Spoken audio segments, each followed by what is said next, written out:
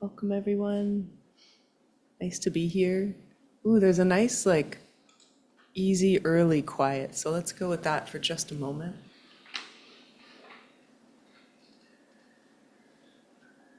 Just finding and inviting a beautiful connection with the breath. Bringing as much curiosity and interest as if the breath were fleeting and beautiful like a rainbow. Something we naturally wanted to attend to, get closer to, feel connected with.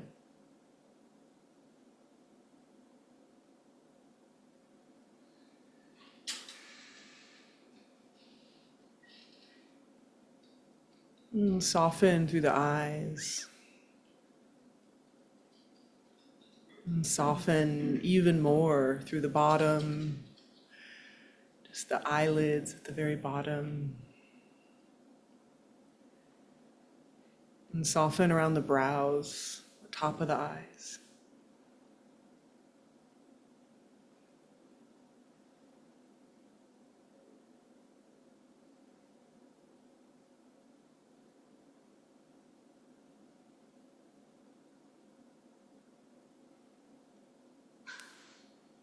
And without even needing to move anything, can you invite a sense of softening and relaxing through the jaw, and extending down through the neck, the chest, shoulders.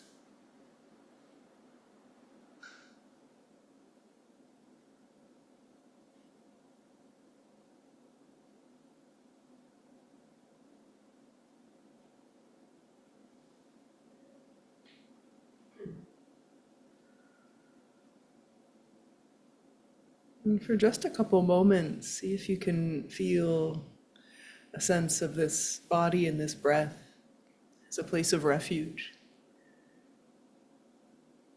a place of peace and serenity, of quiet. Of course, the mind is still doing its mind thing, but finding that sense of being held in the breath with our attention and awareness right here, grounded in the breath and the body.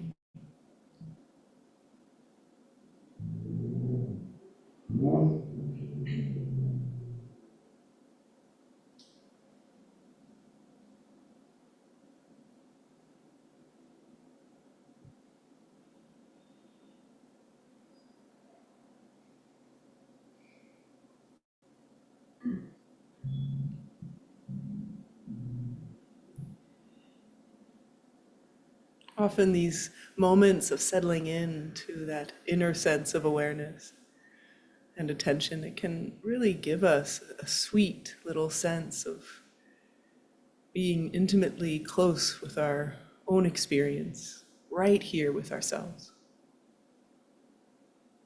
And without even trying, we can get a pulse on what's really here in the heart and the mind. And so noticing what's here in the heart and the mind. What's the overall tone or emotion residue of this moment?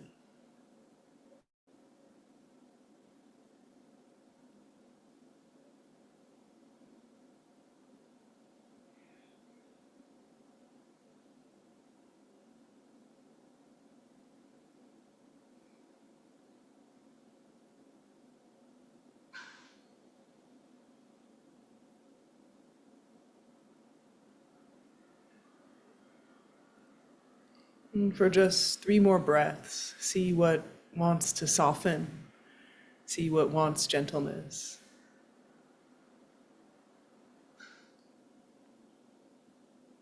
And with each exhale, soften, find that gentleness.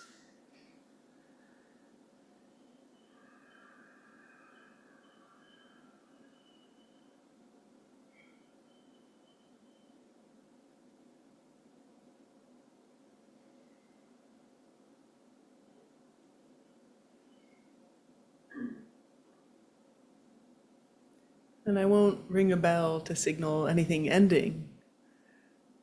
We will gently shift attention and awareness back to our shared space here together.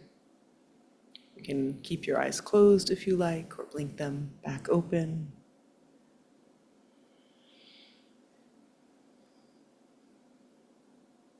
So happy to be here with you all. I feel like I kind of got to perform a little bit of a magic trick because I was here last Wednesday. But then all week I was in Canada. And then boom, I'm right back here. I flew in this afternoon, and so precious to be on retreat. So beautiful to have that opportunity. And then there's something just so special. I don't know if folks have this. There wasn't fog today, which, as we all know here, is quite amazing in the summer. And to come in, and I had a window seat, and you can see the city. And like you can really see it. Like we have a little jewel box of a city, you know, it's so tiny. And I could see like the hill near where my house is. I could see 24th Street. And I could just see it. And it's just that, it's like that incredible bittersweet feeling of like everything I really care about and love. It's just, it's all right there. It's so small. And yet that's the right size of it. And there's something, yeah, like a little bit heartbreaking about it, because it's, you just realize these kind of big ideas about our life. Not that they're so grand, but they're so big and they take up so much space. Actually, like it's such a small little thing, you know, living our life in a place with other people. Sometimes people come, sometimes people go, sometimes they return. How wonderful. And there's this term called the overview effect. I think I've spoken about it before. And Arthur Clarke, I believe was his name, was the astronaut, the first person to look back and see Earth from space. And he had a profound, life-changing experience of interconnection and awe. He just saw, he's like, oh my, we are all on this one planet.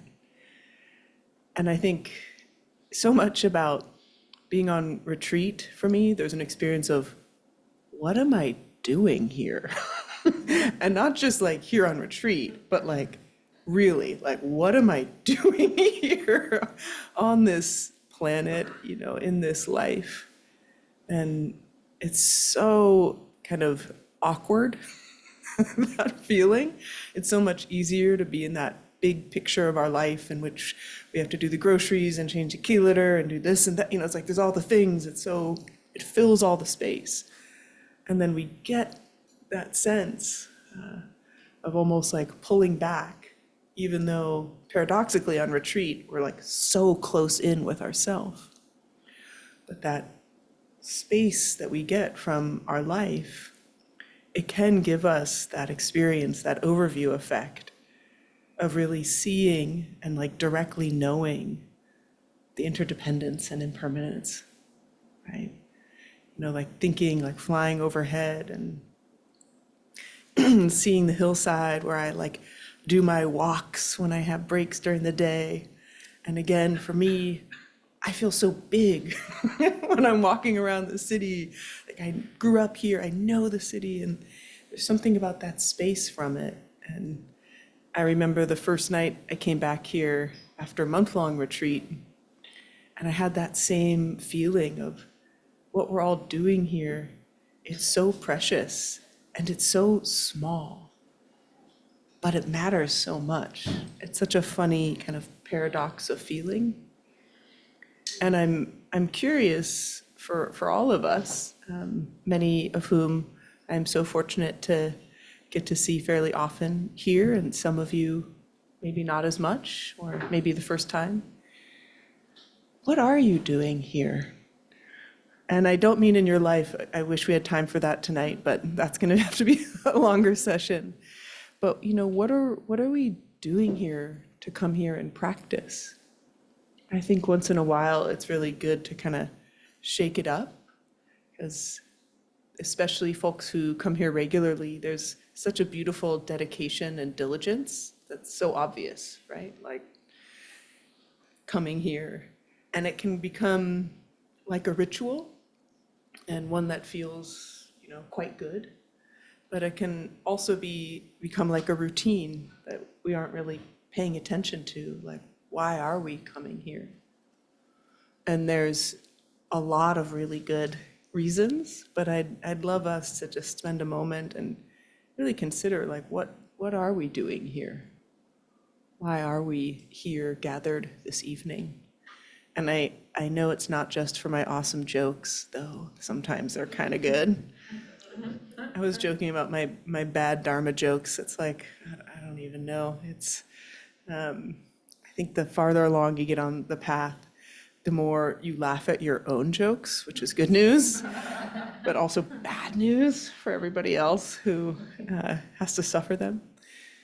But yeah, I'd love to hear from a couple folks, like, why are you here tonight? And you'd really totally down on the ground, like, I love that we are here for Bodhisattva motivation, for sure. We want to wake up for the sake of all beings. That's literally the curriculum. But on a much more down on the ground way, like, why are you here this evening? For anyone who's willing to share. Oh, I see a mat. Oh, great. Can we grab a mic back that way? Again, this mic is just in order for folks online to hear, as opposed to right this way, Ron. Somewhere back there.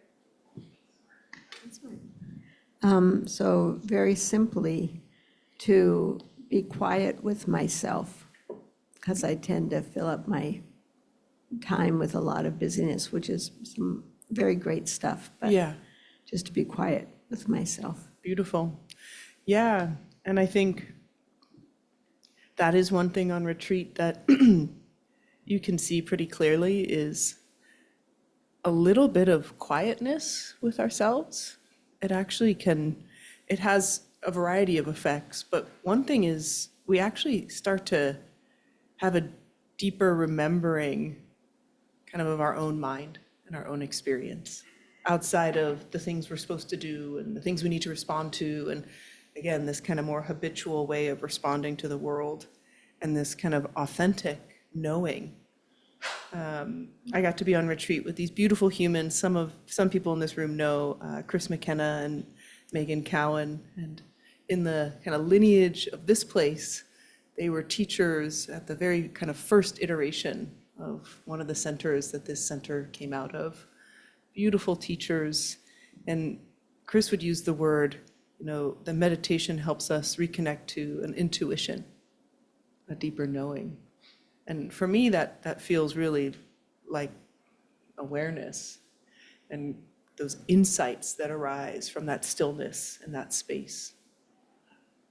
Thank you. Anyone else? Yes.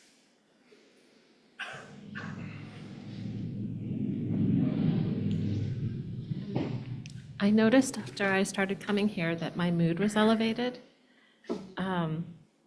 And that's what compels me the most. It's like, well, my mood's gonna be here, and if I miss a day, then I'm gonna have to build, yeah. Yeah. That's extremely practical. And I appreciate it, right? And then if we go under the hood, it's not, I know the decor is pretty cool, but it's not the decor, right? That makes the mood elevated. And it's like to look at what is it that actually creates the elevation? Obviously beautiful shining community, pretty time-tested teachings, but what is it, Yeah, I think it's partially community. So I was used to meditating on my own, Yeah. and I had never, except on retreats, meditated with other people or talked about it. Yeah. Yeah. So sometimes people have said exactly what I needed to hear that day. Yeah, beautiful. Yeah, and meditating, with other people, and there were some folks on this retreat who hadn't been to an in-person anything since the pandemic, and that sense of how natural it is to be with one another and friends online. We feel you too, absolutely. But there's this sense of kind of embodied presence. And again, according to the traditions, there's been so much emphasis on meditating with other people. Online, they didn't have online, but I imagine they would say online. in person. It's just meditating with other people, that actually has a big benefit to our practice. I mentioned this woman, Shamini Jain, the other day in talking about subtle body and biofield research. She's actually giving a talk tomorrow, so hopefully I'll hear a little more about it. But she really has been trying to get under the hood with rigorous scientific method to understand, why does it feel different to be in a room with other people? What is the energy that we're experiencing with others that's above and beyond what they're saying, what they're showing with their face, but like just that sense and that quality of bodies being together. Thank you. Yes, I see online. Hello, Victor. Hi, I think in my case, I like to keep attending our Wednesday night meetings because it helps me stay grounded. I think it's so easy to be misled by the ego in any direction. Yes. And so I think uh, being constant in the practice helps me stay grounded. And it also, I've learned that when I have stopped meditating, then I tend to react more emotionally to the world. Yeah. And when I attend constantly or try to, I feel more at peace with myself. And I think I've reached that age where feeling inner peace is an immensely valuable feeling, and I treasure it. Yeah. So Yeah. that's why Thank I you do so it. much. Yeah. Yeah, beautiful. And that, threads a little bit with what Kimberly's saying as well, is recognizing, the absence, right? When we're not practicing, and, often the practice is called remembering, right? Or waking up, or it's alternative, which is forgetting, falling asleep. So though, again, I love these teachings and I love being part of the living stream of these teachings, they're not revelatory and new. It's the same stuff. Have you guys noticed? It's the same stuff over and over because we forget so often. And why is it that is our nature to be forgetting? I'm not quite sure. I think there's probably different reasons. I do have a sense that, whether or not you believe in some sort of choice and continuity of presence and reincarnation, that part of what we are here for in that bigger picture is the curriculum that we get by being embodied and human in this world and in this life. And somehow or another, part of that process is we have to learn over and over and over. We have to come back over and over and over. But it's really useful to kind of remember what we can sense as a different quality when we are regular with our practice. And that sense of more pliancy emotionally, maybe elevated mood. And I think part of that, of course, is the community and being together, giving ourselves space, right? As was mentioned in the very beginning, giving ourselves space in a day and in a life and in kind of a culture where it can be very easy to almost entirely fill all of your days, all of your years, and not give a lot of gaps. And though that can be filled with wonderful things, there is something missing.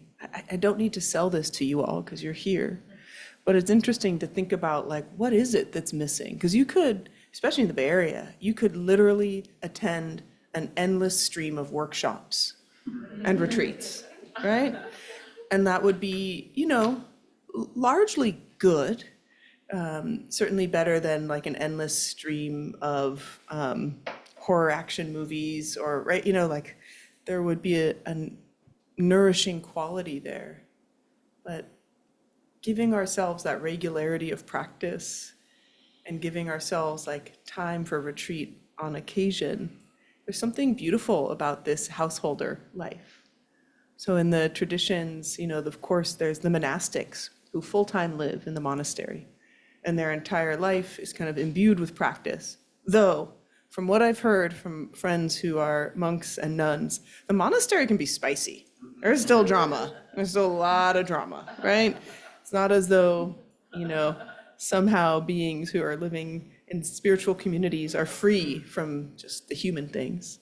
And then there's us householder types, right? Like we live and we go to jobs and we have relationships or we fall out of relationships, and we are very much in and of the world. And I really think it's a beautiful practice to bring the spiritual qualities into our everyday life and to really feel the aliveness of them, and also find and feel the ways when we need to kind of have a little solitude or retreat. And the two chapters we're kind of treading between in this guide to the Bodhisattva way of life is we're finishing up this one on joyful enthusiasm, and then moving towards my favorite title of a chapter maybe ever, which is Heartbreak with Samsara. So how do we really kind of get over the allure? How do we stop drinking salt water to quench our thirst, as Ziger Control Rinpoche said?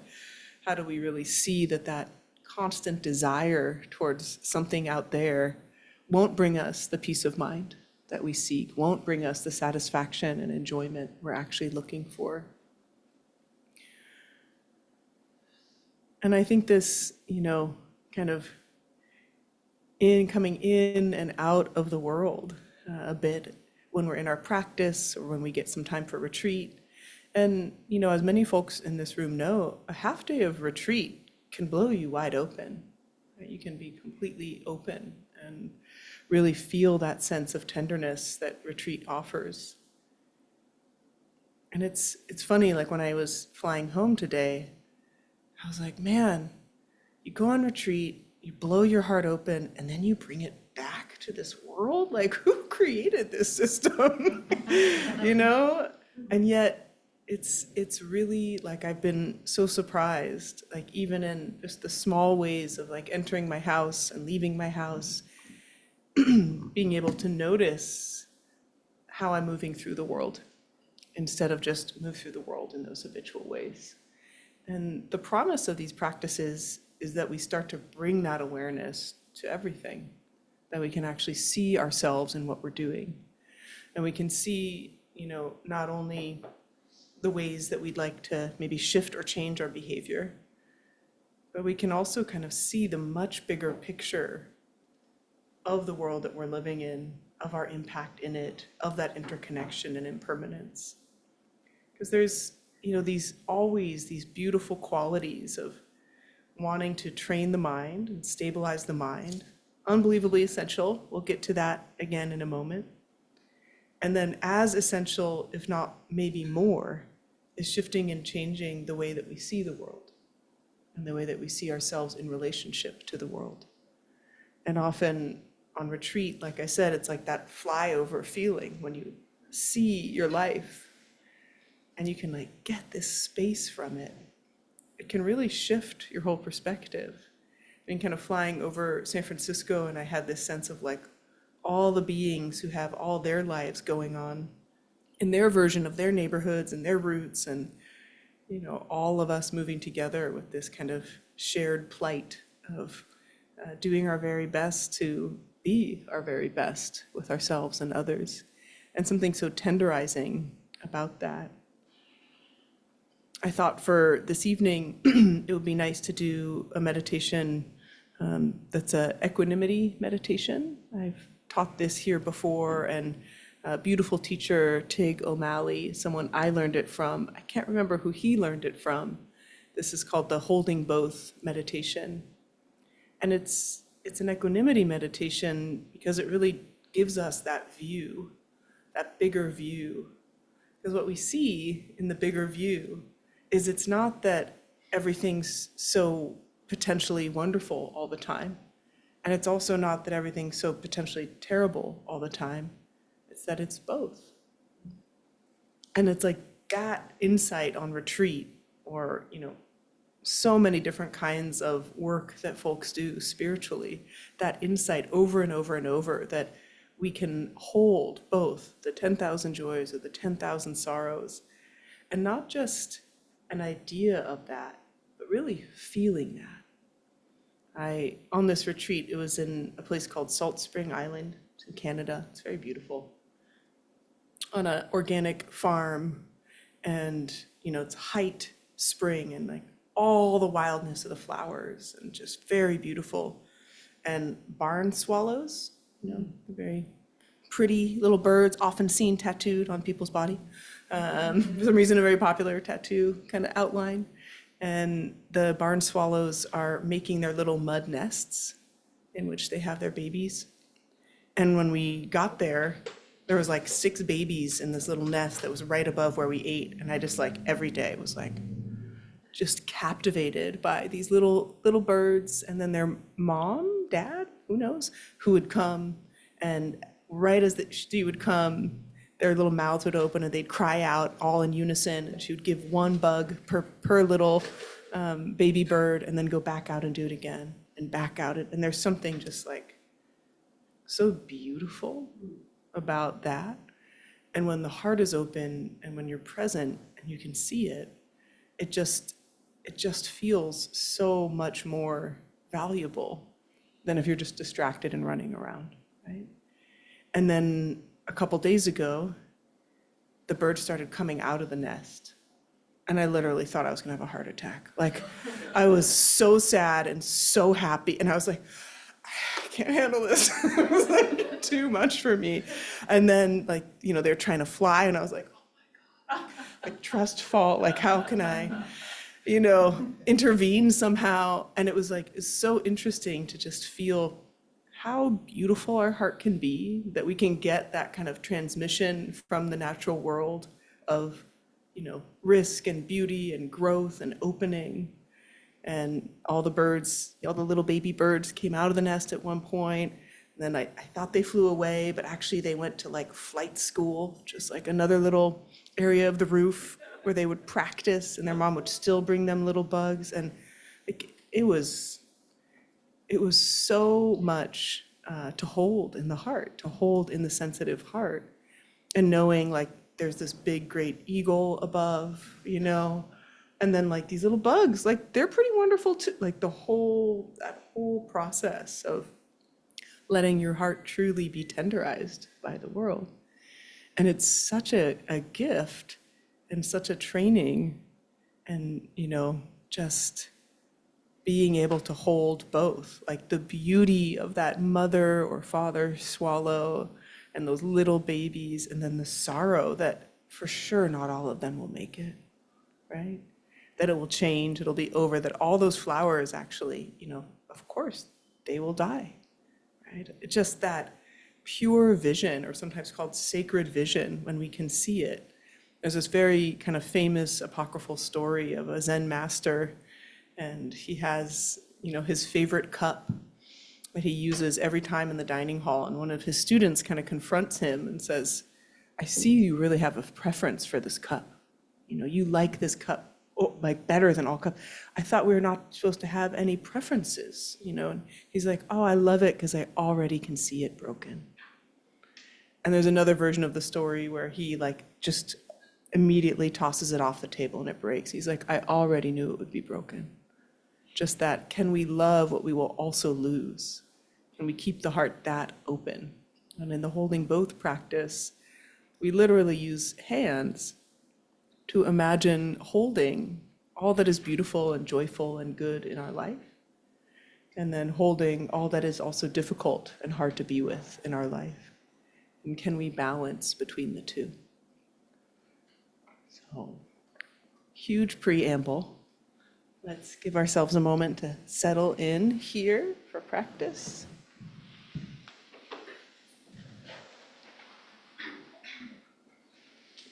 Seat right here, Jay.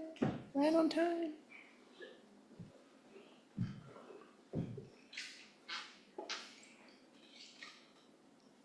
Yeah, you can unhook if you need a little space. The other way. Yeah. There you go. Teamwork is the dream work.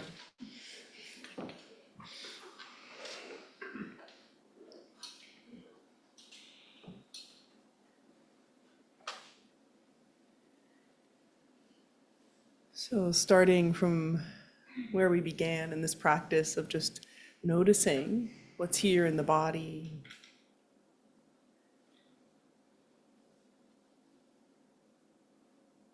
Giving ourselves that beautiful intimacy to just be with ourselves right as we are in this moment.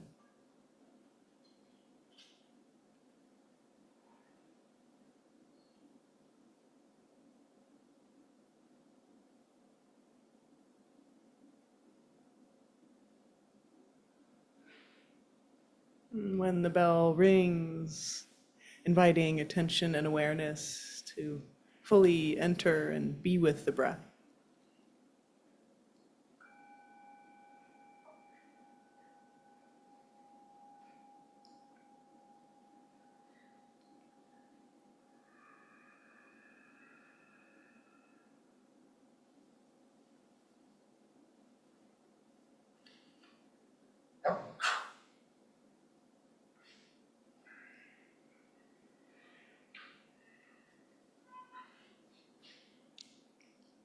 Taking a moment and feeling ourselves situated here, feeling the sense of physical place and space. This particular day, this particular hour and season. The presence of beings here and online.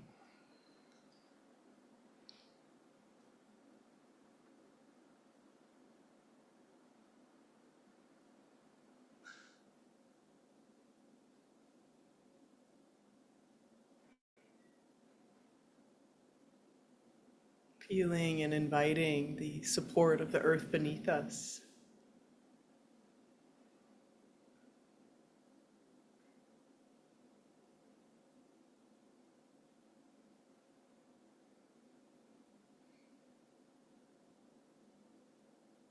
Feeling and sensing the support of space all around us.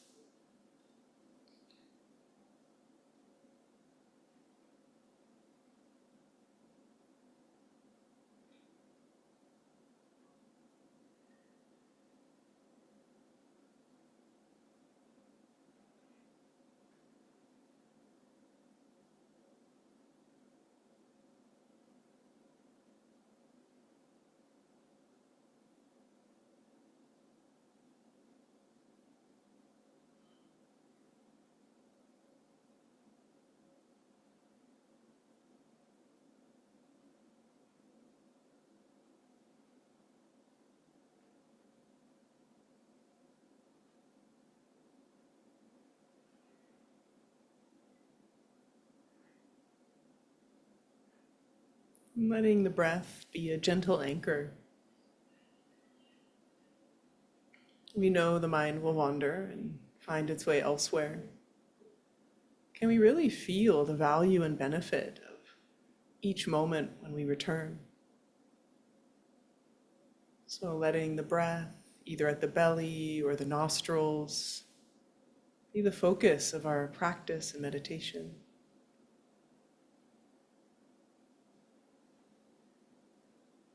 And let the returning every time be like a rejoicing and a reunion.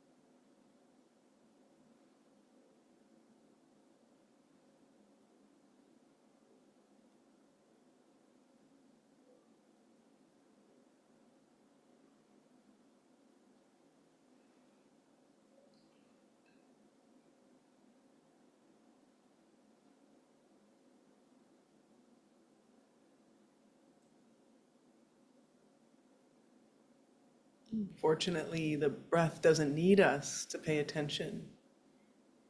It breathes all on its own. And yet, by offering, donating the full experience of attention and awareness to the breath, we really get to feel and be with the breath, anchoring us here, allowing us to feel embodiment. This beautiful contract with the present moment, attending to the breath gently, fully, lovingly.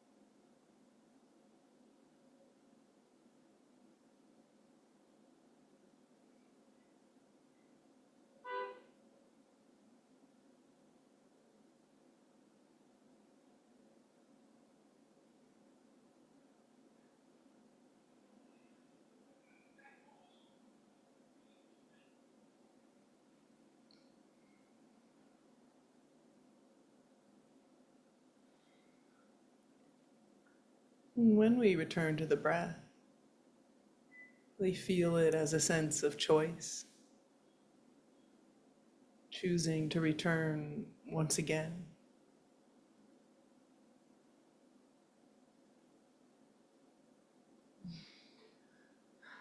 Further establishing our sense of presence.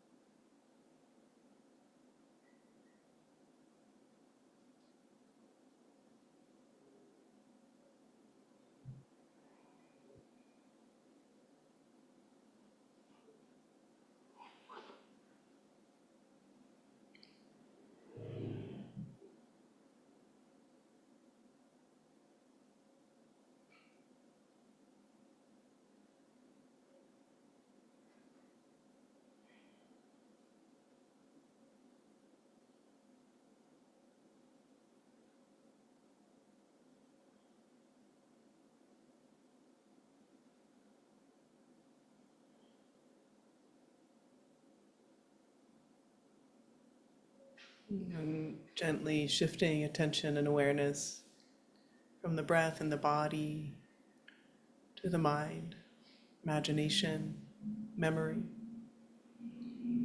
And lifting, placing upward the right hand, so the palms facing towards the ceiling.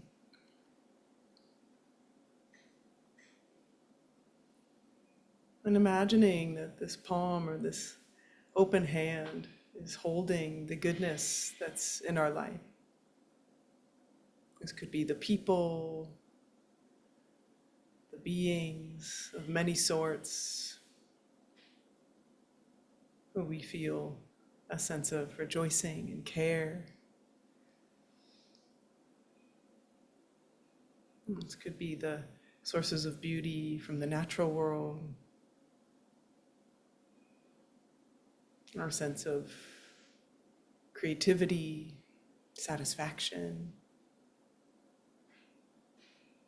parts of our life that are working and feel good.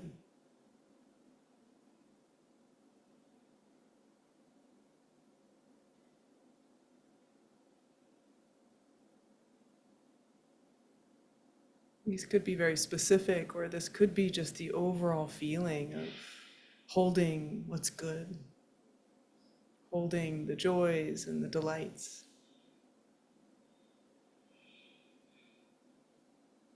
Noticing what it feels like in the body as we invite in that sense of joy or rejoicing, that delight.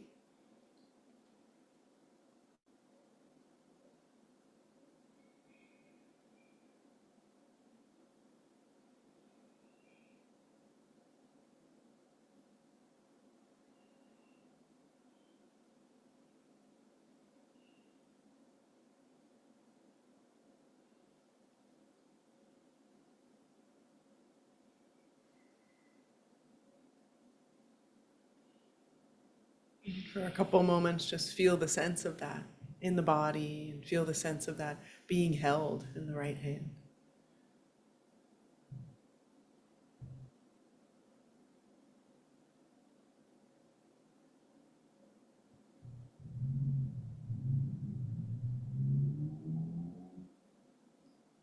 And very gently replacing the palm downward, back into the lap or wherever is comfortable.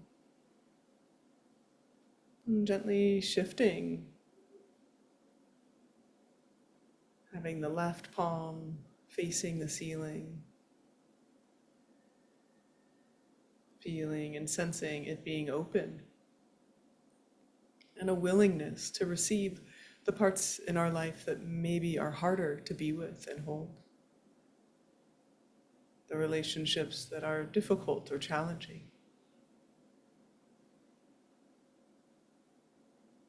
the aspects of our life in this world that feel hard, painful, our worries, our losses.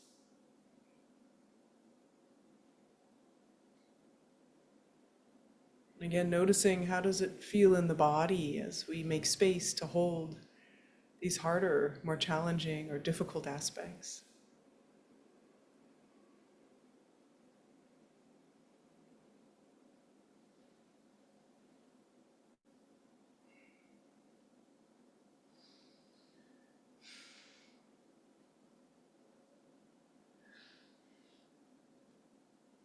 Maybe we notice we don't have willingness. It's hard to want to hold them. No problem. We can always come back to breathing at the belly, kind of titrating back, focusing on the belly, and then maybe giving some of our attention back to holding what's hard.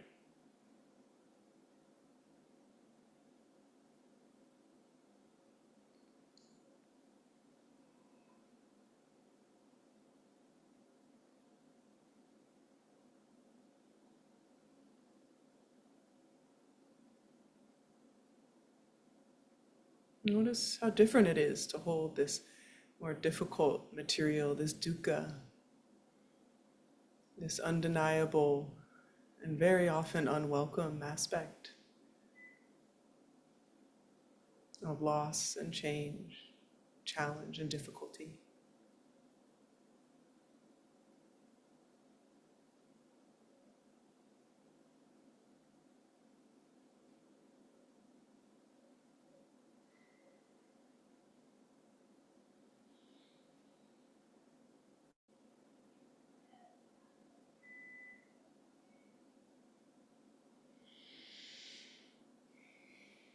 And then gently placing that palm facing downward. For a moment, just feeling into the body.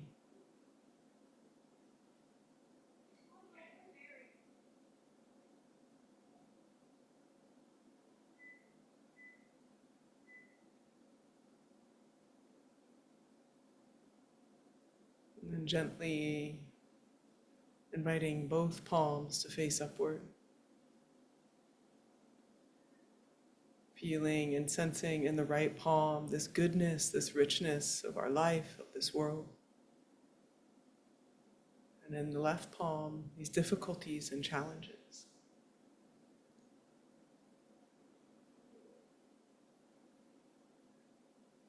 And without forcing and without an agenda, can we just sense the truth that these are both here, that we do hold both. Just let ourselves settle, holding both, the joys, the sorrows, the beauty, the wonder, the satisfaction, the peace, the loss, the change, the not knowing. And certainly sometimes what's in one palm migrates to the other and back again. And feel this body, heart, and mind holding both.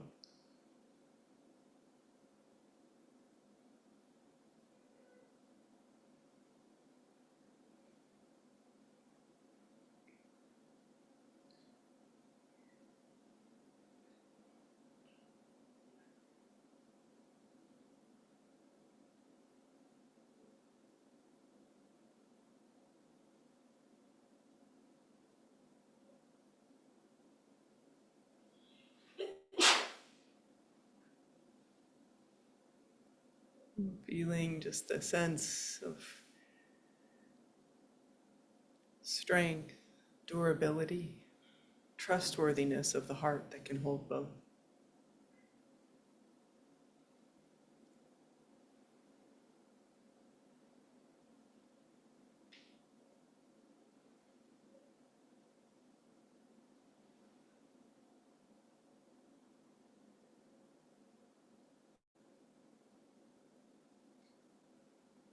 And gently returning both palms,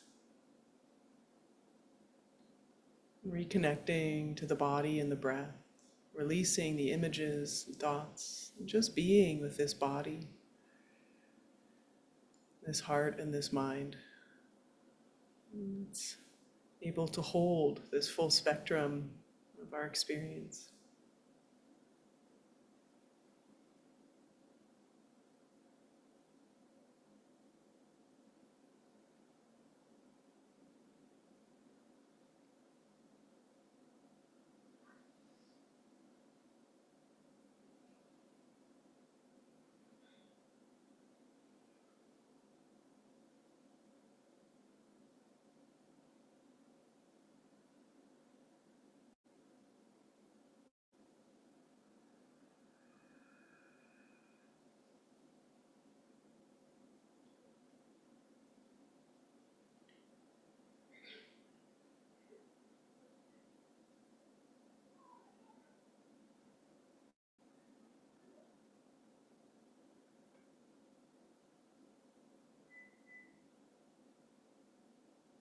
And allowing the mind to feel open and spacious and at ease.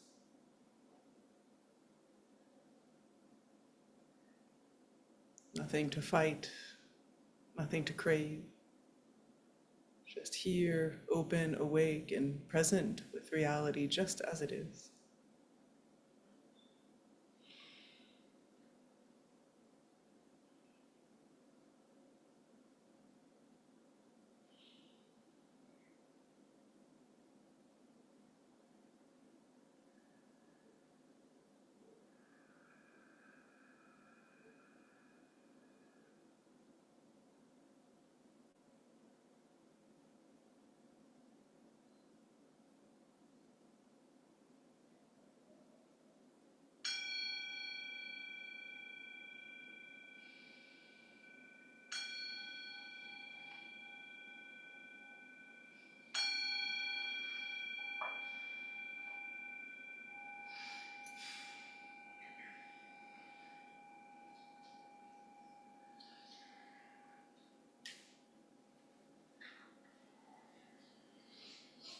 Thank you for your practice.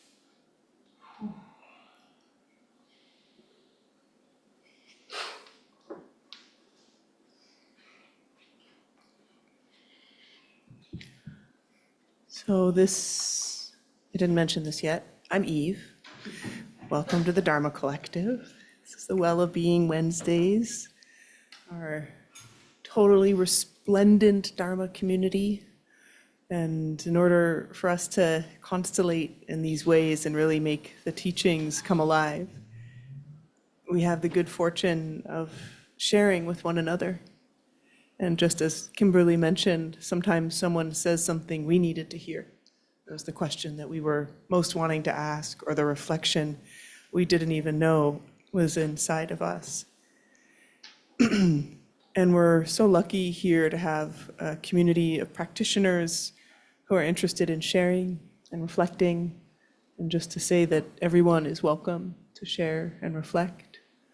And you are welcome and required to share and reflect and listen with as much compassion as you can possibly muster, and use this as an experiment and a laboratory to be in the kind of spontaneous community that you want to see everywhere, right? Waiting in line for the airplane, waiting in line for BART. Like, can we be a spontaneous community that's good and kind and caring?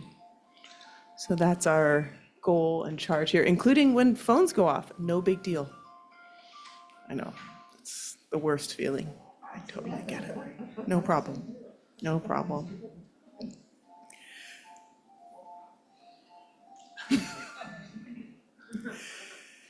So yeah, I would love to hear any reflections or questions on that practice. We haven't done it in a little while.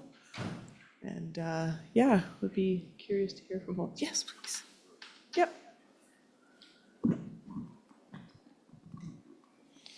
Just speaking of holding what's good, so speaking of community, the community center of the center, SF, is closing.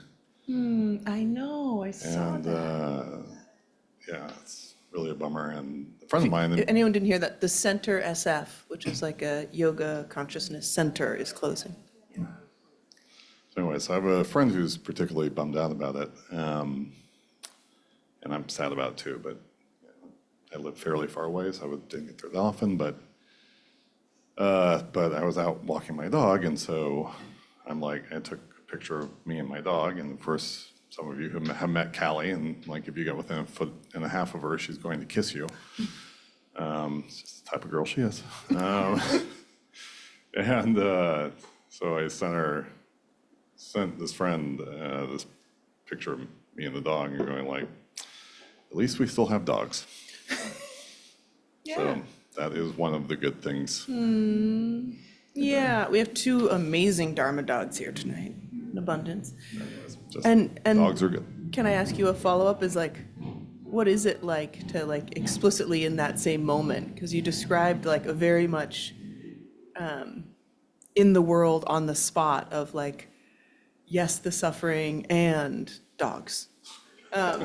What was it like to in the moment of practice hold both, or how was it different in any way from that in the spot, on the spot, in the moment? Not sure what you're asking. I guess you did a very like in vivo version of the practice, right? Holding both, like there was this, and then what is it like to practice with it? How is it different, or how does it show up?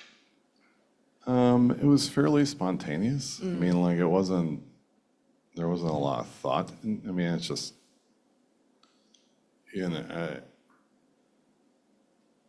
my other message to her was like, isn't there enough bad shit going on right now? We Yeah. got some good news. Yeah.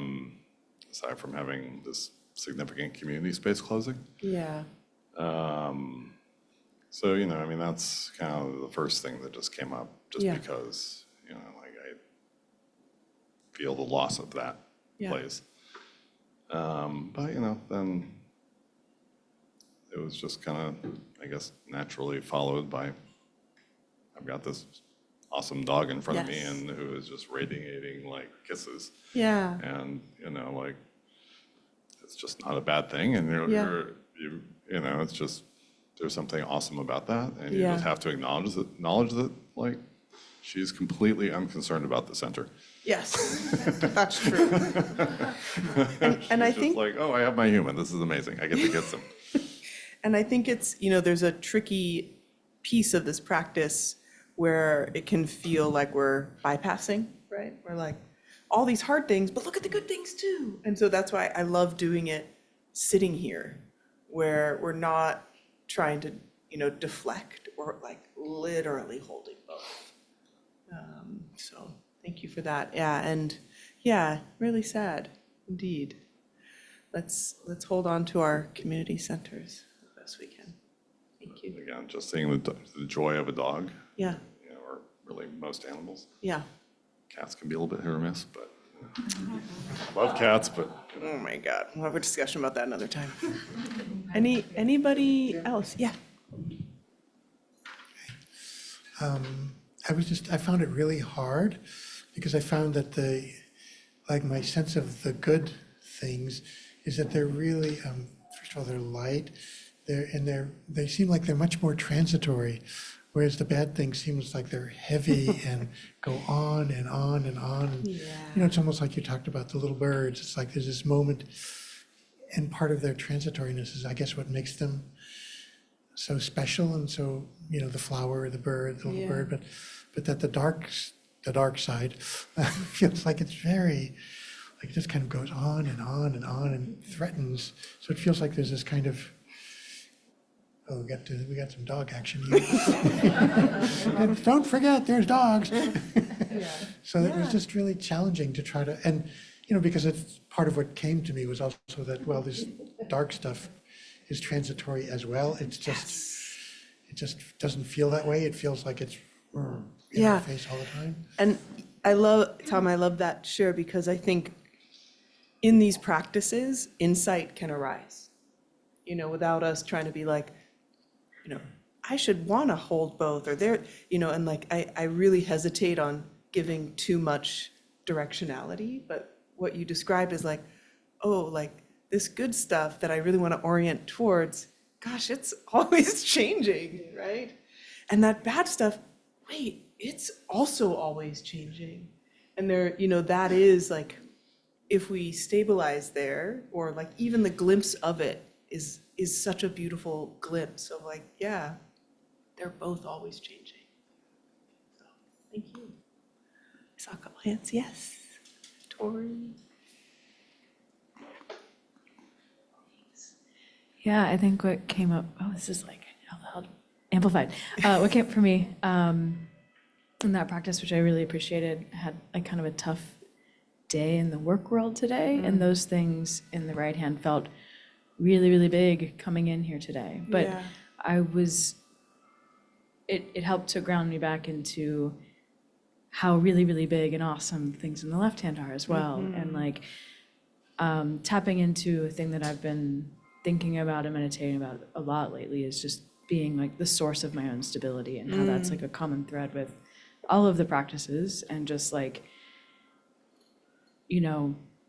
this hand is just as heavy as this hand, and that's great, and that's where that stability comes from. Is like, yes, they're both always changing, but they're also both always there. Yes, And, yes. And they're both actually, as you're saying and stating, like, they're in you. Yeah.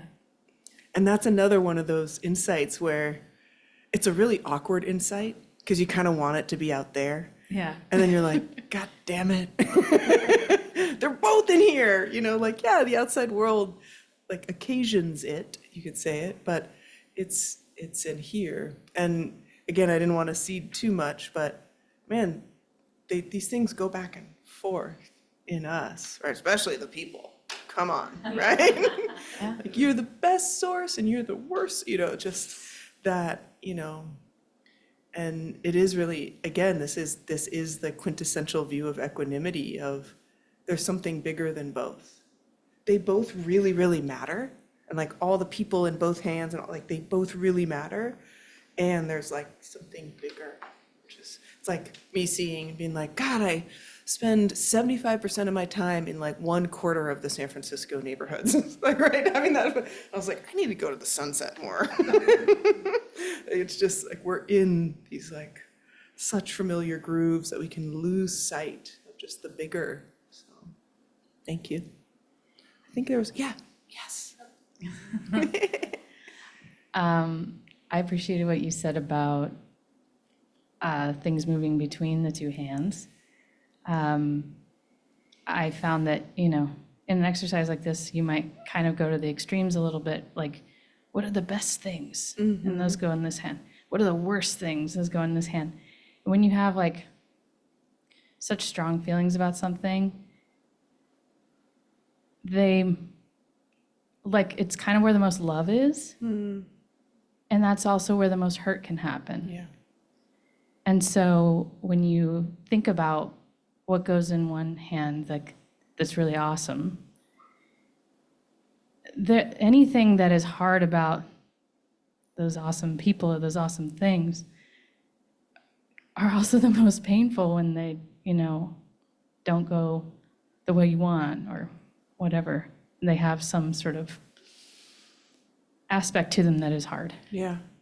Yeah. So I just appreciated that, noticing that so many of the things were in both hands. Yeah. In ways. Yeah, beautiful. Yeah, and just the quality of your voice, it's like when that knowing lands more than conceptually, and it's interesting because again, like, well, what are we all doing here? To that question.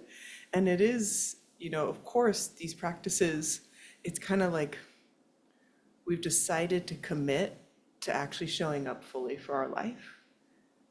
And that is so hard, but it's way harder to not show up fully in our life because we've seen, Chris McKenna uses an amazing phrase. He calls it the dumpster fire of our mind, which I was like, warm yourself with just the, rage and despair and like blame and like all the other things when we're not showing up fully. And there's such a poignancy to show up and see these truths and to kind of want to bargain with reality in life. And yet a lot of what practice asks us is keep surrendering and keep yielding to life as it is. Like the greatest generosity that we can exhibit in our life is the generosity with what life is offering us and how it's offering it. And it doesn't mean we still don't go and show up for all the protests and all the marches and all the things and all the people. Like it all matters.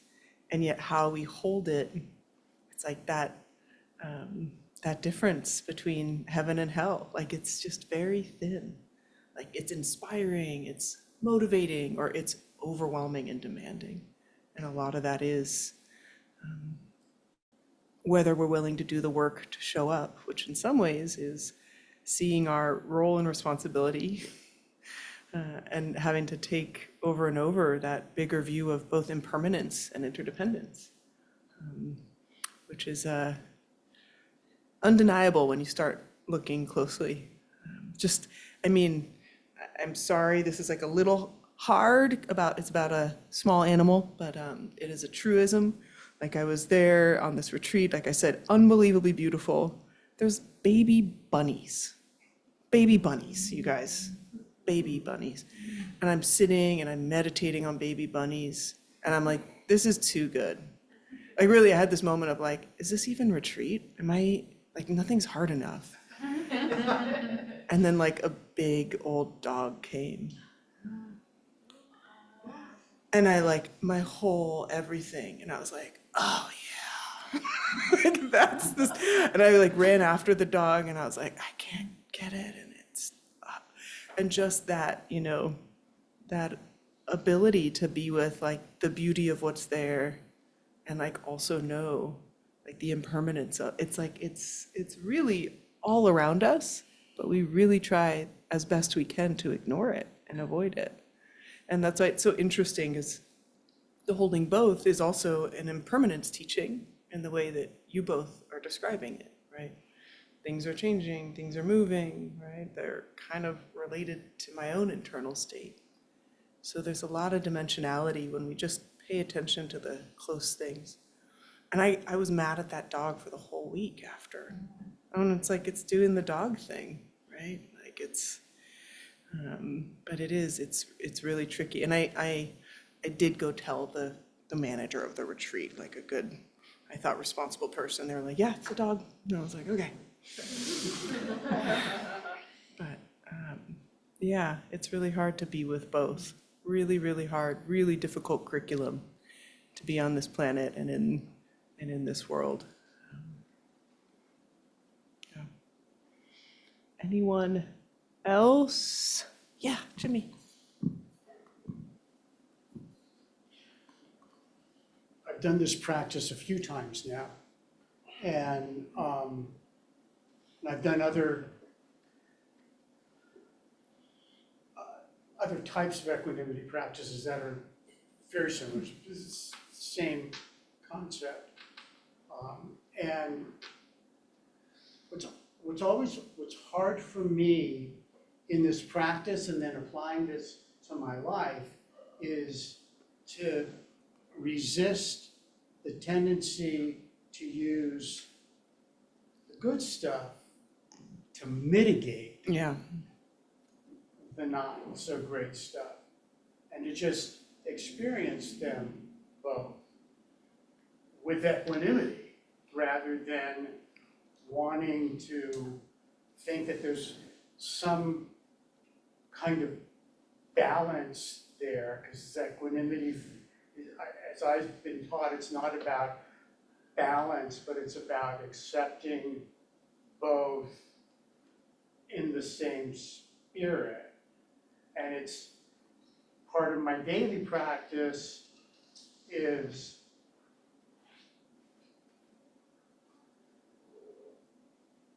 remembering that holding both pleasure and pain, allowing them to arise on their own and pass away on their own with equanimity, without, there's always a preference for the pleasure rather than the pain, but to try to not push one aside in favor of the other is difficult. Mm-hmm. I mean, I've never once tried to use the pain to push away the joy, but I use the joy to push away the pain quite often, and I have to. The practice for me is to not do that. Yeah. To try to remember to try to not do that. Yeah. Yeah. Yeah. Beautiful. And I think, another aspect of equanimity, and you're kind of, pointing towards it is the quality that allows all of the other immeasurables, compassion and loving kindness and empathetic joy, to be boundless. You were talking about the preference piece, but equanimity really pushes us beyond the kind of sense of I'm going to practice for those who I care about and like and who are towards me, and take that big view of every single being deserves the fullness of my practice and my heart. Every single being. The dog, right? The bunny, right? Everything. Whatever's the reason something we don't like is happening, which, that can get really, really tricky. So it's nice to titrate. And yeah, it's undeniable. It's better, it's nice when it feels good. It's nice when food is yummy. It's nice when it's not foggy for some people who like the not fog world. But holding it in that, holding it with that flexibility, really, like equanimity is like such flexibility. Out of curiosity, was the retreat center vegan? It was. But the dogs are cool eating bugs. Hey, I'll give you their email. Yeah, I mean. It's a farm dog. It was a farm dog. Yeah. True. It works the farm. It works the farm. Yep, Mace's been there. There was nobody monitoring the dog at that moment. When you talk about the dog, you would mention up, so.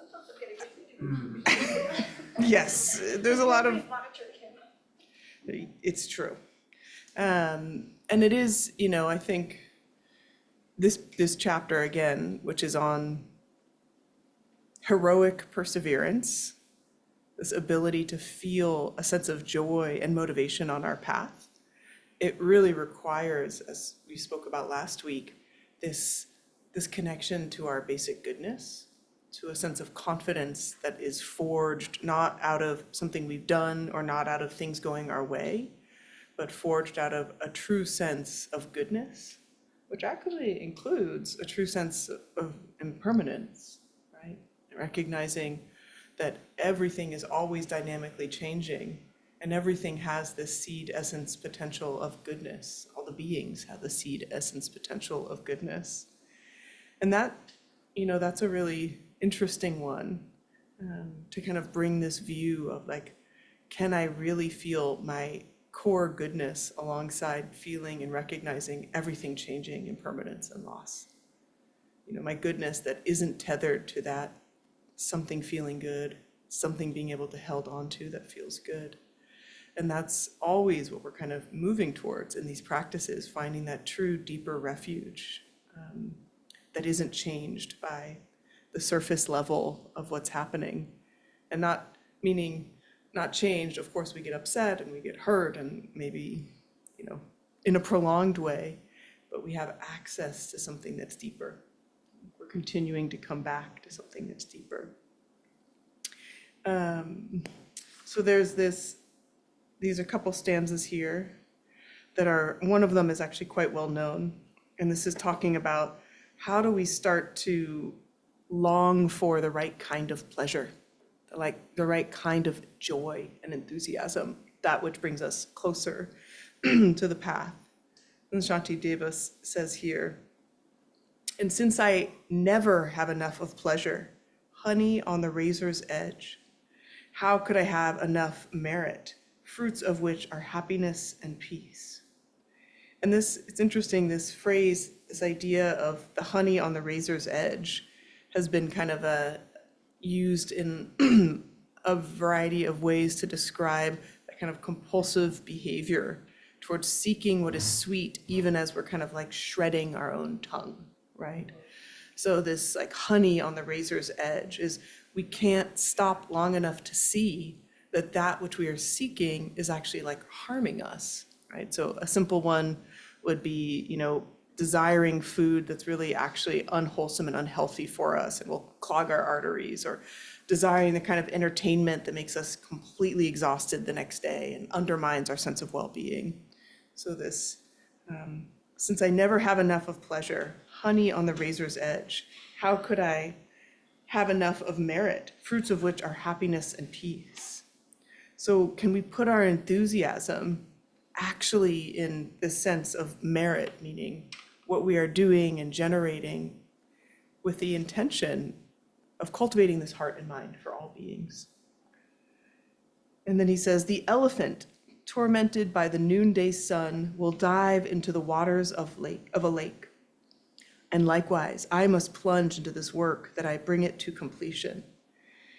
If impaired by weakness or fatigue, I'll lay the work aside, the better to resume, and I will leave tasks completed, anticipating thus the work to come. So in these two stanzas, one is saying we have to really have an enthusiasm for this work as though we were a hot elephant diving into a lake.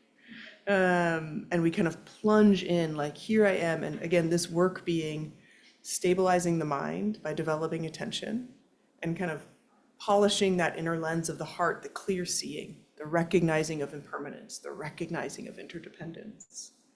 And this, I mentioned this last week, but that actually moderation is an important part on the Bodhisattva path. We need to know when to rest.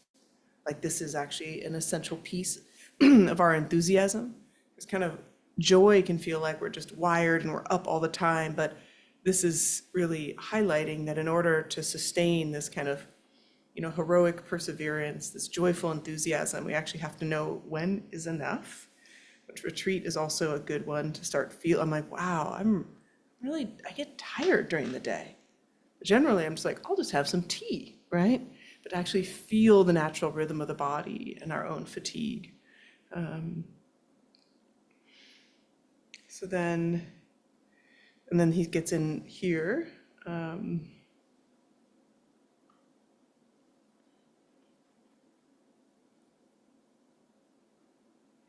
As seasoned fighters face the swords of enemies on the battle line, lightly dodge the weapons of defilement, and overcome the foe with nimble skill. So the idea is to kind of have this nimbleness or lightness so that we can really become serious about overcoming our afflictive emotions, so these defilements. And, you know, this idea of how important it is to train our mind, he comes back to every single chapter.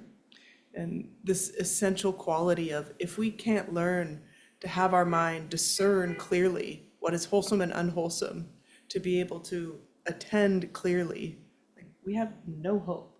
So we actually need to cultivate this attention with such depth. And the attention, you know, as we did for probably 50% of the practice, is developing that skill to come back over and over, following your breath, noticing when it has slipped away, coming back. And that this can actually help us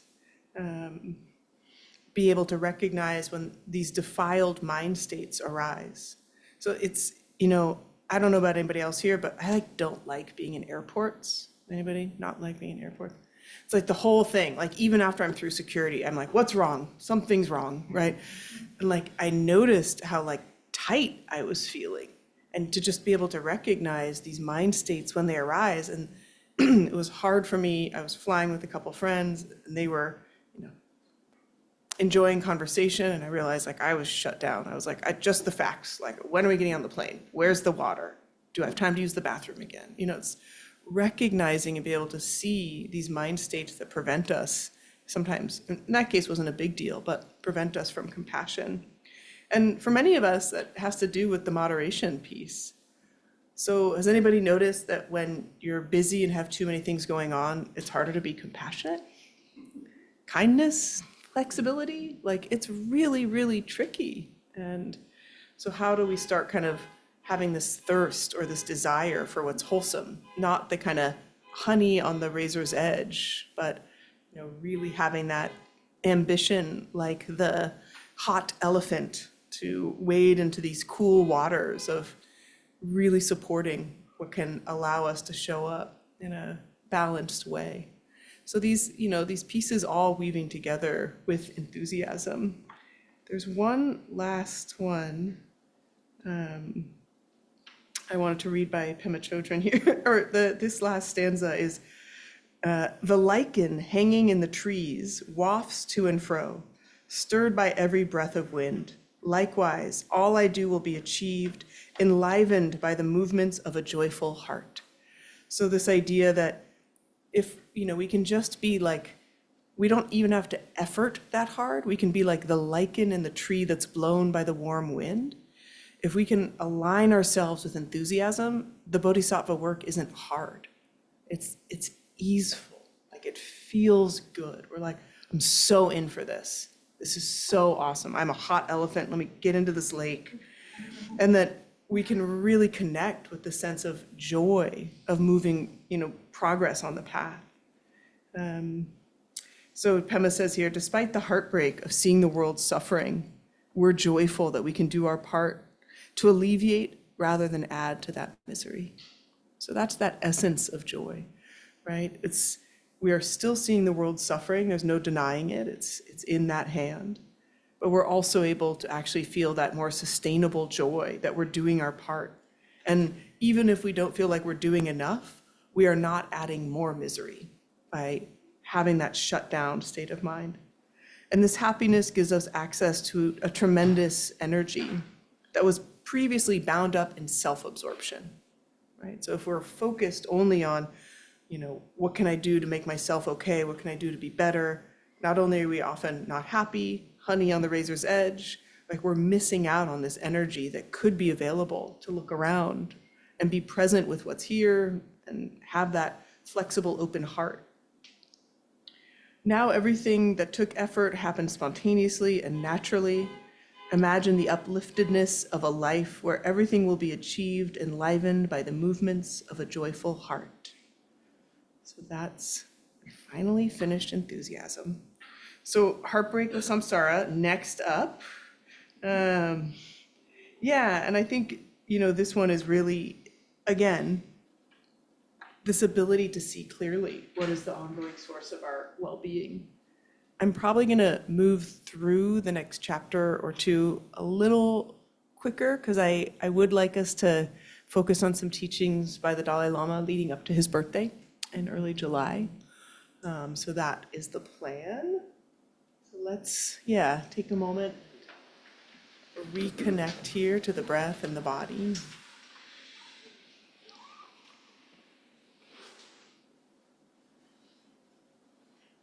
And a rejoicing that all of us, like that hot elephant, have come into the waters of the Dharma for this evening. And whether we felt our practice was good or productive, whether our mind felt like that car alarm, just recognizing that we showed up and we brought our attention, our energy, and that each of us, our presence here, it matters. There is a benefit to that.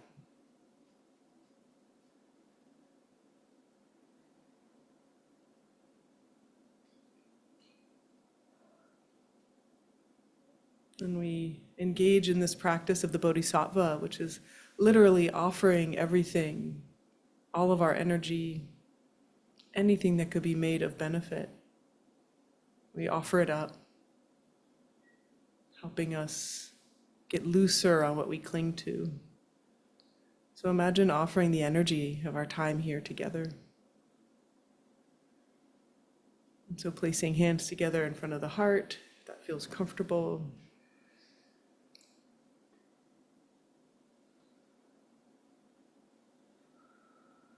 And dedicating our time, our practice, so that all beings everywhere could know peace and ease. All beings everywhere could feel free from inner and outer harms. And dedicating this heart that all beings everywhere could feel love and belonging. That all beings everywhere could be free.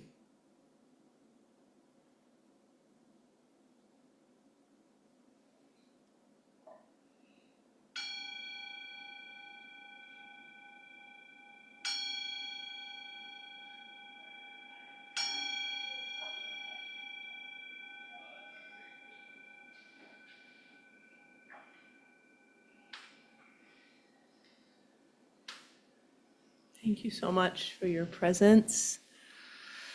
It's a little like wild and raw coming off retreat, so I thank you for showing up with me in this way. I'm figuring out how to hold my heart and my presence with you all, and just so happy to be here.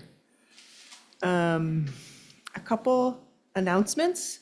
If you haven't been here much or don't know a lot of folks here, please say hi. That feels comfortable. It's really precious to have community and just wonderful for folks to feel connected here. And then I put some flyers at the front.